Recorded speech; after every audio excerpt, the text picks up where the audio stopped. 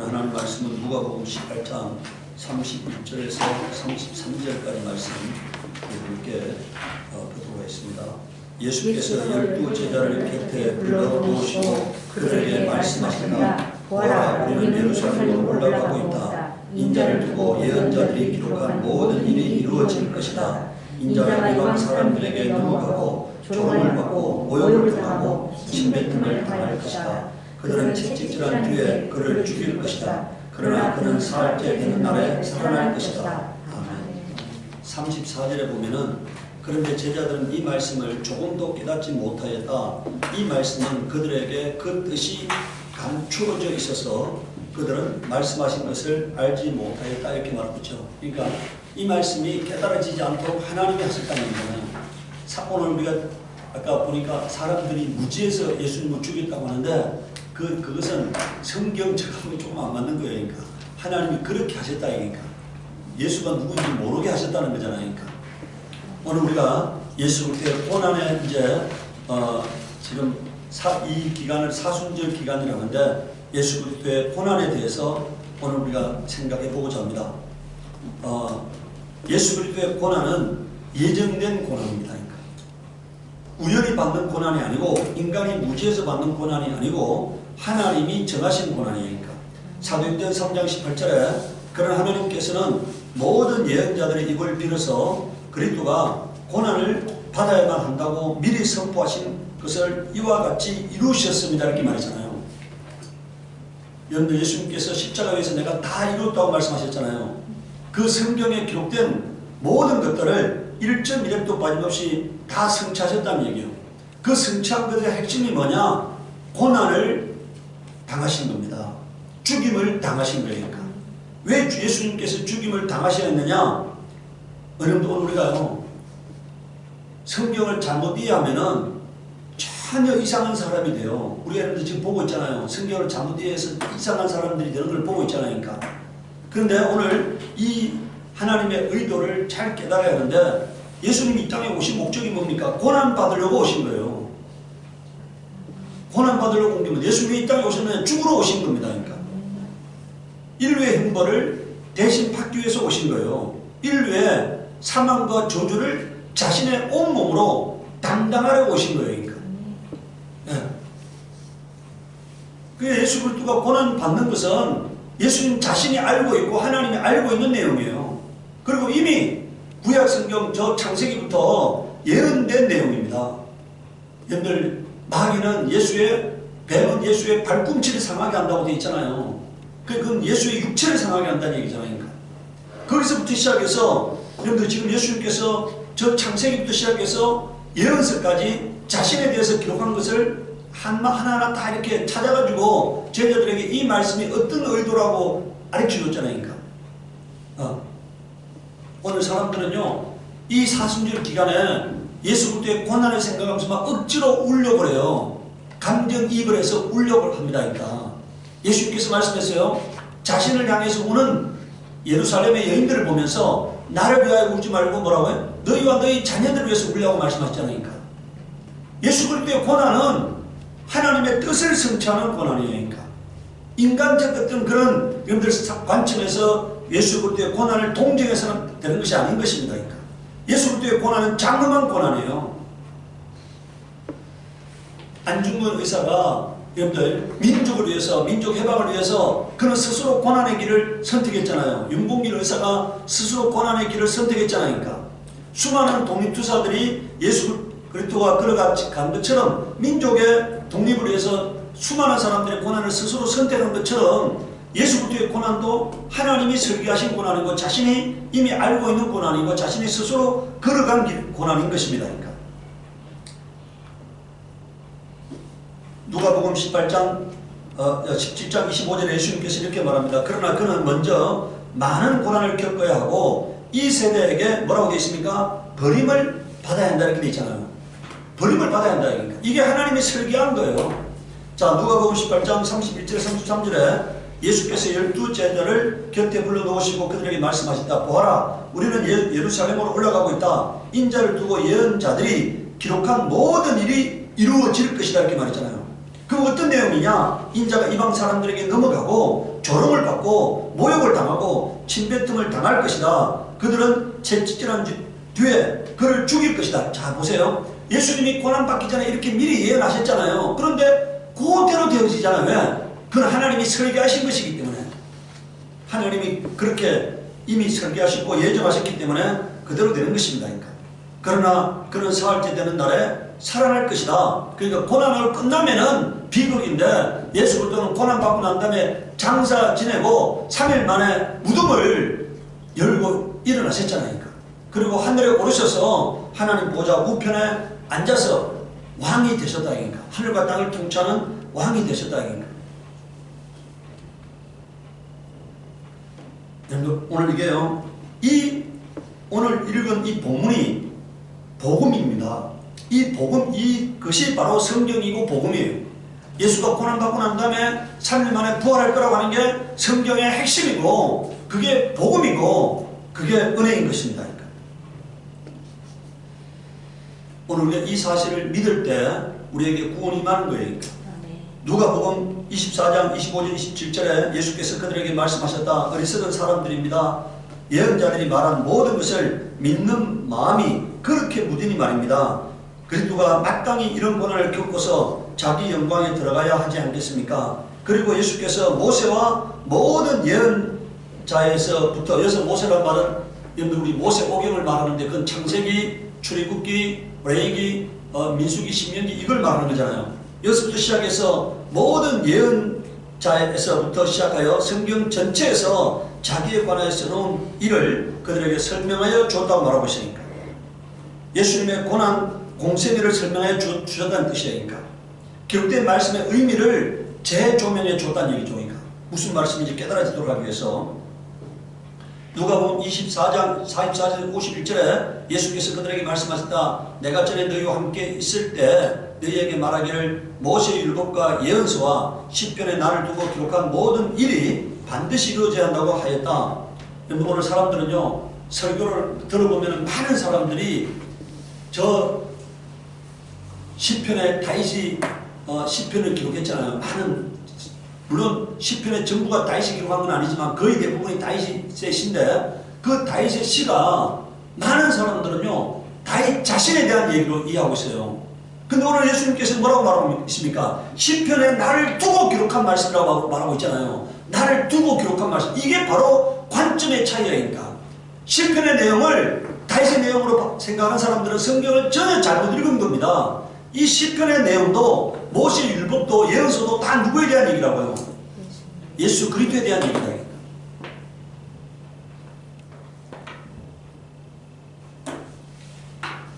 47절에 그의 이름으로 제사함을 받게 하는 회개가 모든 민족에게 전파될 것이다 하였다. 예루살렘부터 시작하여 너희는 이 일의 증인이다. 보아라 나는 이제 여기까지는 성취잖아요. 근데 지금 이 예수님이 지금 하시는 시점에서는 49절 50절은요 예언이잖아요. 보아라 나는 내 아버지께서 약속하신 것을 너희에게 보낸다. 이게 약속하신 것이 성령입니다. 그러므로 너희는 이로부터 오는 능력을 입을 때까지 이 성에 머물러 있으라. 그리고 예수께서 그들을 밖으로 베다니까지 데리고 가서 손을 들어 그들에게 축복하셨다. 예수께서 그들을 축복하시는 가운데 그들에서 떠나 하늘로 올라가셨다고 말씀하고 있어요. 두 번째 이제 그럼 예수님이 당한 고난이 어떤 고난이냐? 시편 22편 1절에서 20절에 보세요. 이것이 다윗의 시입니다. 그런데 이 다윗의 시가 누구에 대한 얘기냐? 바로 예수 그리스도의 공생애를 얘기하고 있는 겁니다. 시편 22편 1절에서 20절에 물론 시편에 수많은 것들이 있지만 가장 대표적인 것을 제가 하나 소개하려고 해요. 나의 하나님 어찌하여 나를 버리셨습니까? 이 말이 뭡니까? 신약 성경에 엘리 라마 사박다니 이 말이잖아요. 히브리어로 말하면은 헬라어로 말하면은 뭐라고요? 엘리 라마 사박다니 이 말이잖아요. 그러니까 나의 하나님 어찌하여 나를 버리셨습니까? 어찌하여 멀리 계셔서 나를 살려달라고 울부짖는 나의 간구를 듣지 아니하십니까? 나의 하나님 온종일 불러도 대답지 않으시고 밤새도록 부르짖어도 모른 채 하십니다. 그러나 나는 또 아닌 벌레요 사람들의 비방거리, 백성의 모욕거리일 뿐입니다. 십자가에 달리기 전후에 예수님이 수많은 모욕을 당하셨잖아요. 뭐 침뱉음도 당하고 사람들도 따기도 당하고 그리고 빈정거림도 당하고 이렇게 하잖아요. 그러니까 나를 보는 사람은 누구나 나를 빗대어서 조롱하며 입술을 비축거리고 머리를 흔들면서 얄밉게 빈정댑니다. 그가 주님께 그토록 의지하였다면 주님이 그를 구하여 주시겠지. 그의 주님이 그토록 그를 사랑하신다니 주님이 그를 건져주시겠지. 우리가 여러분들 예수님이 십자가에 달렸을 때 그들이 뭐라고 말합니까? 너가 그리스도라면, 너가 하나님의 아들이라면 내려와 봐라. 그럼 우리가 너를 믿겠다 이러면서 조롱하지 않습니까? 그 장면이잖아요. 나를 멀리하지 말아 주십시오. 재난이 가까이 닥쳐왔으나 나를 도와줄 사람이 없습니다. 황소떼가 나를 둘러쌌습니다. 바산의 힘센 소들이 이 몸을 에워쌌습니다. 나는 쏟아진 물처럼 기운이 빠져버렸고 뼈마디가 모두 으그러졌습니다. 예수님께서요 십자가에 달리기 전에 매질을 당하고 채찍을 당하셨잖아요. 그래서 그는 온몸이 으그러졌다 이니까 그런 장면을 지금 설명하고 있습니다. 나의 마음이 촛물처럼 녹아내려 절망에 빠졌습니다. 나의 입은 웅기처럼 말라버렸고 나의 혀는 입천장에 붙어 있으니 주님께서 나를 완전히 매장되도록 내버려 두셨기 때문이다. 이 뭔 말입니까? 주님이 죽도록 예수님이 죽도록 내버려 두셨다는 거잖아요. 왜? 예수님이 죽지 않으면 인류를 구원할 수 없잖아요. 예수는 모든 인류의 죄를 짊어지는 죽음을 감당하셔야 하기 때문에 인류를 살리려면 하나님이 침묵하셔야 했고 하나님이 내버려 두셔야 했던 겁니다. 그 장면을 지금 설명하고 있잖아요. 자 18절에 보세요.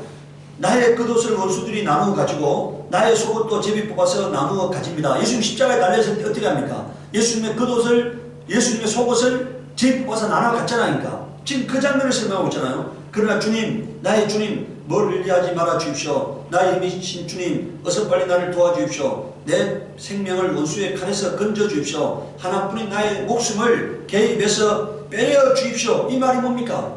여러분들 성경이 이렇게 말하고 있어요. 그는 고난받으셔서 하나님의 아들이라도 고난받으셔서 이 땅에 있을 때 심한 통곡과 눈물로 간구와 소원을 올렸고 하나님이 들으심을 입어서 그는 부활하셨다고 성경에 기록되어 있잖아요. 바로 이 기도입니다. 내 생명을 원수의 칼에서 건져 주십시오. 하나뿐인 나의 목숨을 개의 입에서 빼내어 주십시오. 이 기도 때문에 어떻게 했다는 겁니까? 하나님이 그를 살리셨다는 거예요. 자, 이 시편은 예수 오시기 전에 1000년 전에 기록됐는데 그 기록된 시편에 이미 예수로부터의 공생애가 아주 정확하게 설명되어 있잖아요. 예수님은 이 예언대로 오셔서 예언대로 사셨다가 예언대로 가셨잖아요.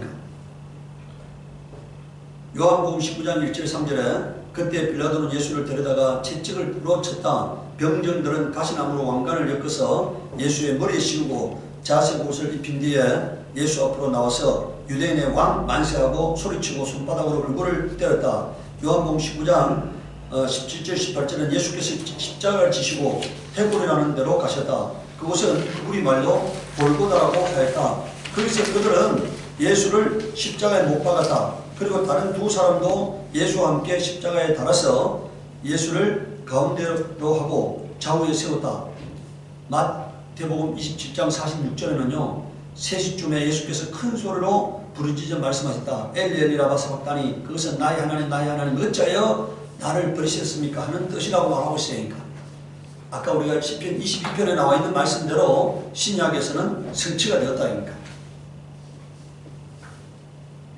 세 번째, 이제 그리스도의 고난으로 인류에게 해결된 어떤 것들이 해결됐느냐는 거예요.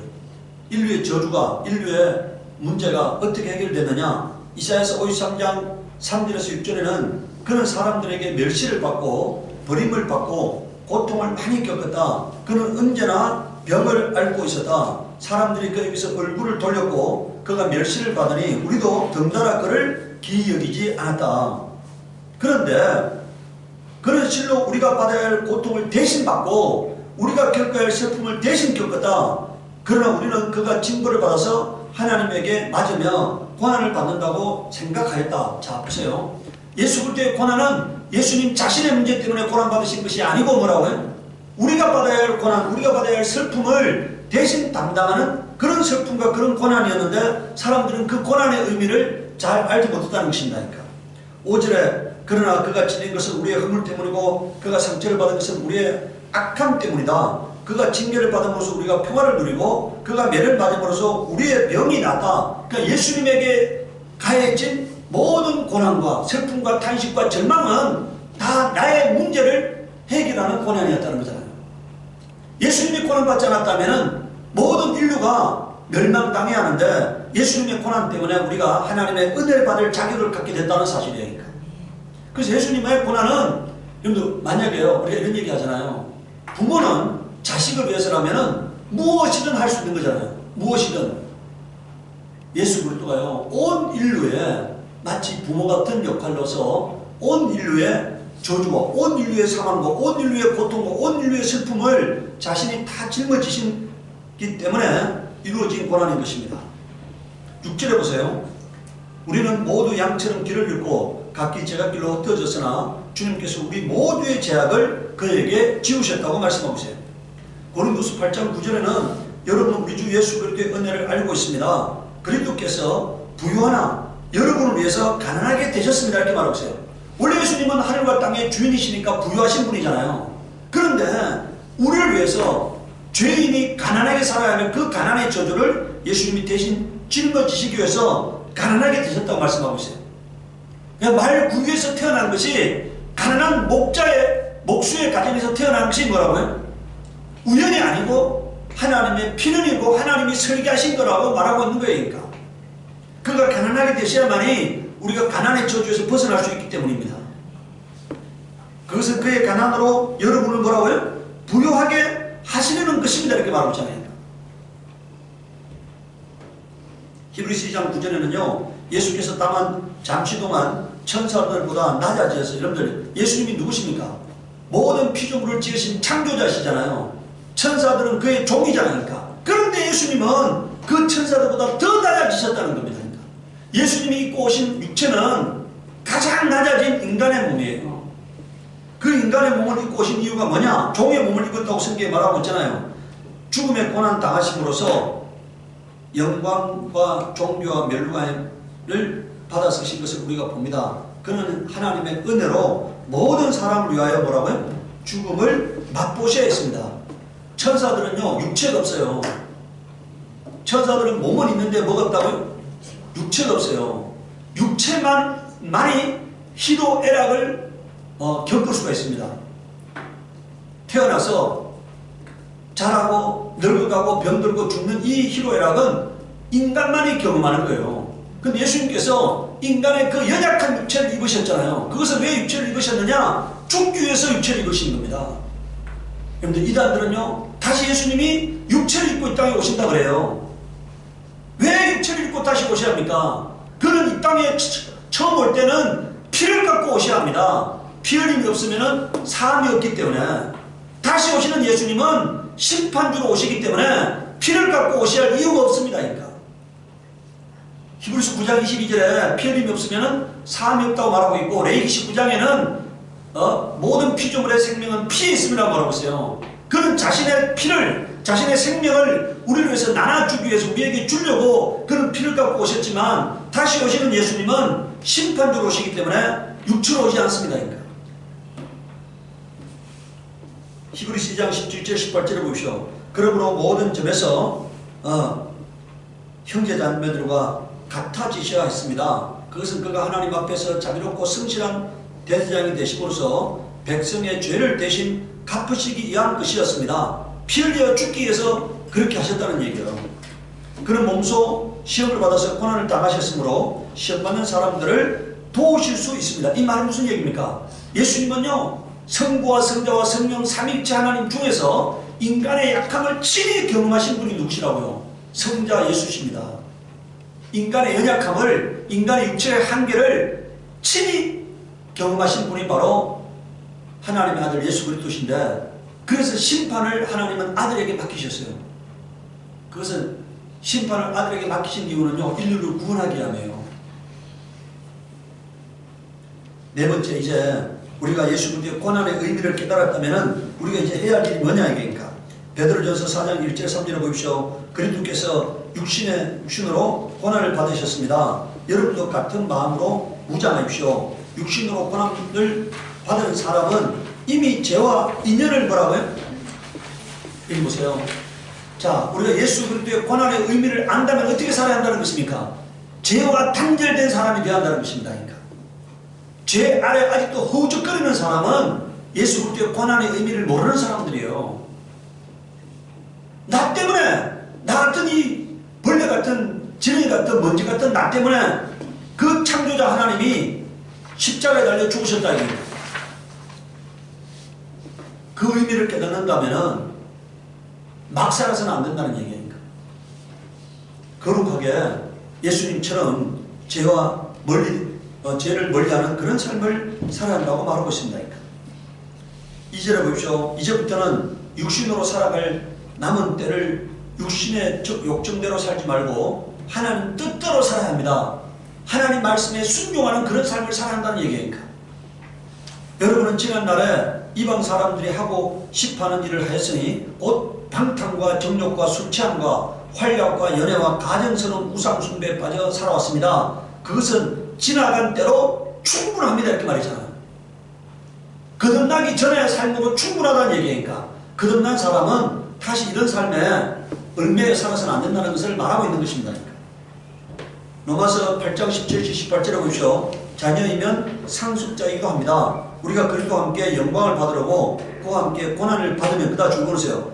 그와 함께 고난을 받으면 우리는 하나님의 정하신 상속자요 그리스도와 더불어 공동 상속자입니다. 어떻게 해야만이 공동 상속자가 된다는 것입니까? 고난을 받아야만이 공동 상속자가 된다고 말하고 있는 거잖아요. 고난을 받아야만이. 현재 우리가 겪는 고난은 장차 우리에게 나타날 영광에 견주면 아무것도 아니라고 나는 생각합니다.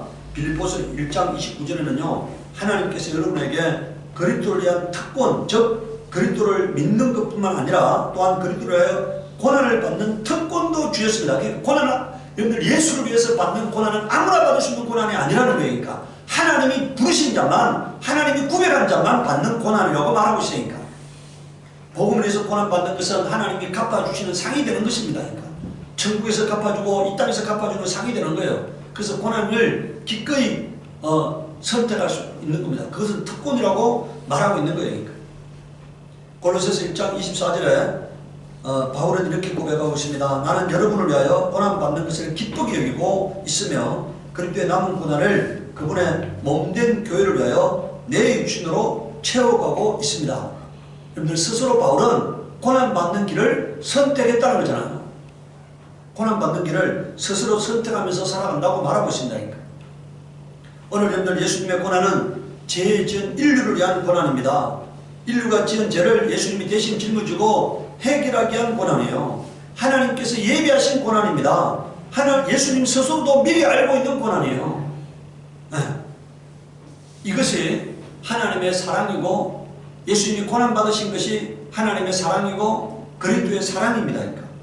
고난의 의미를 아는 자는 더 이상 죄와 연합된 삶에서 단절되는 자가 되어야 하는 것입니다. 그러니까. 하나님의 자녀로서 자신을 구별하고 세속에 물들지 않는 사람이 되어야 하는 것입니다. 그러니까. 그 사람이 예수 그리스도의 고난의 의미를 아는 사람이니까.